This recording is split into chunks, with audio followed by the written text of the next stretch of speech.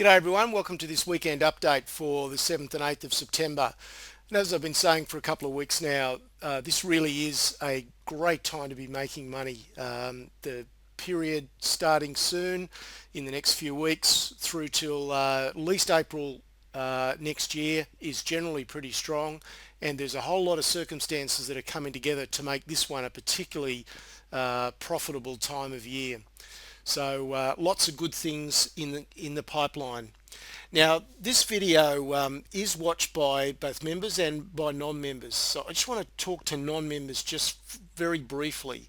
Over the last week, it's been great to chat with a few people who contacted me, but wow, I mean most people didn't. I'm not sure what else I have to do to get people's attention, because the results we've been getting have been really excellent. And I'm absolutely convinced that the best part is yet to come. All I can think is that all those that haven't bothered to contact me must be making buckets of money. Anyway, markets are in a correction at the moment. The Australian market is looking pretty resilient, but certainly global markets are in a bit of a correction, and that's setting up some great opportunities. But the window to take action on that is decreasing rapidly. So for anyone who's a non-member, if you're ever going to do anything, then now is absolutely the time to to start getting organized to do it. Now let me just take a minute just to explain a couple of vital things about profiting significantly and regularly from the market, as we've been doing. The first thing is that it's what you do during sell-offs that determines your success. Anyone can make money when the market's going up, but it's what you do and how you respond when markets are correcting that absolutely defines your success. It's easy to buy and hold during the good times, but it's much more difficult to put money to work in critical situations when, look, you've just got to go against the crowd and you've got to go against your own fears. And over the last couple of months, there's been some opportunities opening up. They're preliminary, but opportunities opening up in some gold stocks and also in some mining service companies, and we've been able to take advantage of those. Now, one key step that allows you to act decisively is to know about value, how to value stocks. Now, you either need to know how to do it properly yourself, or you need to have someone do it for you. But if you don't know about value, then you don't really know, even in a correction, whether you're actually buying at the right point or not. And the second key requirement is taking the really big profitable trades when things are tough, is that most people need access to some sort of independent sounding board so that you can build your skills with guidance. So just a couple of really important points to note if you're not getting what you want out of the market. Anyway, let's move on. Let's have a quick look at what's happened in the week just gone. The S&P index ended up gaining 22 points on the week. The correction may have finished. I kind of doubt it, and I'm still looking for targets down around 1600 or possibly 1570. But certainly the US market is looking pretty robust at this stage. The US economic data is encouraging. It just keeps getting steadily better. But the big wild card is what the Fed will do, and there's going to be a change of Fed chairmanship in the near term. Bernanke is finishing, and he'll be replaced by either Janet Yellen or Larry Summers, and they will have two completely different approaches to QE3. So it's QE3 that's really been driving markets, and so the decision that they take is definitely a wild card for the market. So let's have a look at the S&P to start with. So you can see in the week just gone, we dribbled up a little bit. Friday night it finished flat, but it traded higher and also traded lower. So that really didn't give us too much of a guide. So if we pan back just a little bit, you can see I'm looking for this 1570 level, which would correspond to the 38.2% retracement of the run that started in November of last year. So that's the last significant run. And there's also some support going to come in around about the 1600 level as well. So they're the two levels that I'm looking at the moment. It's possible this could be the bottom, but if it was, it wouldn't even constitute a correction. And frankly, to go through August and September without any sort of meaningful correction would be highly unusual. So it's possible the market has bottomed. We really need to see it close above 1670, 1675. That would tell us that we've probably bottomed.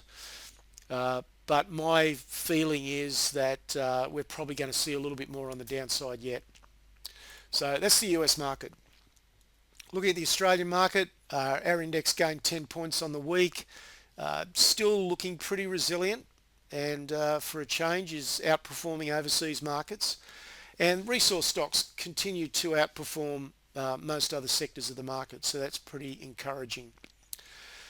Now, gold lost $6 on the week. It was pretty volatile. It's doing this underneath resistance. We'll have a look at that chart in just a minute. And I still think there might be a little bit more correction down in gold, perhaps down to around the 1340 area.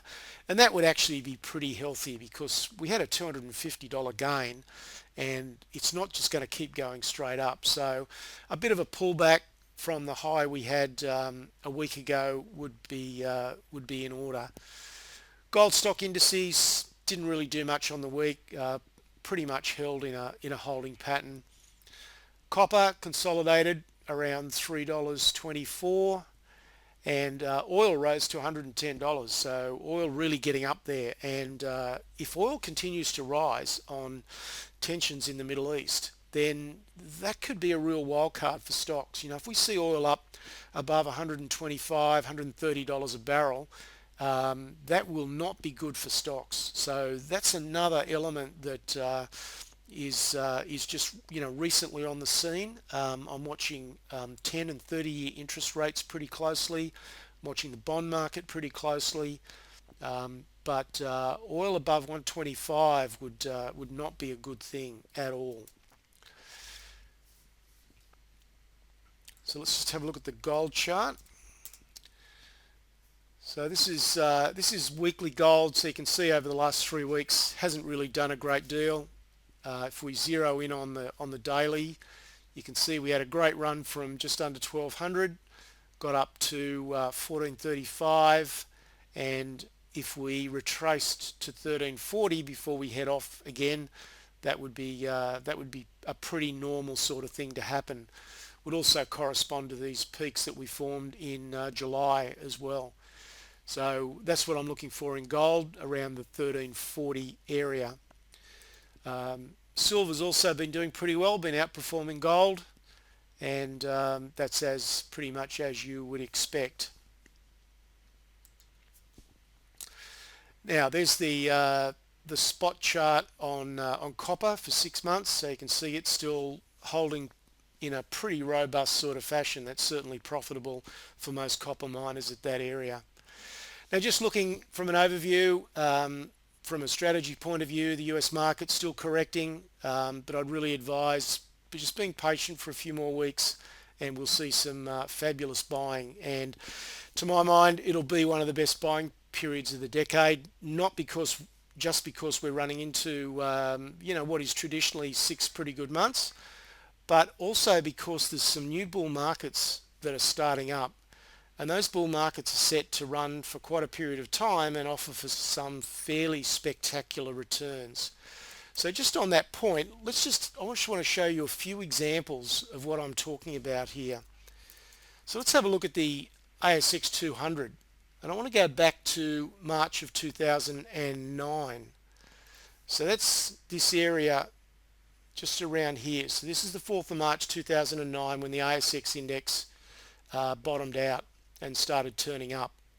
Now we started moving back into the market in that first quarter of 2009, but I can tell you that most people didn't want to know about the stock market until really late into 2009. Now the signs were pretty obvious if you knew what to look for, that the market had turned, and it had turned quite sharply. And we actually had some extremely profitable trading through 2009. And that was because we just observed and went with the new bull market. And the Aussie index rose from around 3,000 and got up to 5,000 pretty quickly. So that's a huge move in the index. Let's have a look at the finance index. Now, in the period in the middle of last year, around about June or so last year, which is when the banks, they'd just been going sideways. The news was very negative. If you were taking your cues from the news, people were still worried about global banks. And, you know, the last thing that most people wanted to do was to actually buy into Aussie banks. Yet the smart money did, and really it was by late July, early August, it was pretty obvious that the banking index had broken out. We just moved above this little high here, and so that was the definition of a new uptrend. I mean, this is not rocket science, it's pretty simple stuff, but most people don't get to take advantage of it because they're just in disbelief that when the news is so bad that a new bull market could start. And we're seeing exactly the same sort of thing unfold at the moment. Yet that's when the most money is there to be made. Let's have a look at finally the GDX index, because this is another really interesting one. So if we go back to November of 2008, so this is this huge plunge down here. So the gold index, the main gold miners in America, had been absolutely slaughtered, and the GDX index had gone from around $50, had got down to 16. So it lost 2/3 of its value. But it was pretty obvious again that the market had turned by mid to late November in 2008. And people that were able to acknowledge that turn for what it was and weren't hiding under the bed covers or waiting for good news did stunningly well. And we did really well out of quite a few small cap gold stocks during that period. So inevitably, if you want to get in near the start of a new bull market, it's tough to do, but it's where the really big profits are made. So that's the sort of opportunity that's setting up. As I said, we've got some new bull markets just starting up, and I think this is a fantastic opportunity over the next 6 months to really do well. It's really the time to cash in. Now, I sent out a video through last week on the great results we've achieved this year. I expressed a little bit of frustration that it's so difficult to get through to many people. Of all the people that are watching these weekend videos, hardly anyone ever contacts me. So if you didn't see it, there's a link in the description below. Always happy to talk to people, and if you want to get in touch with me, that's my email address. So hopefully you can participate and really cash in on the next 6 to 12 months. That's it for this weekend. Cheers.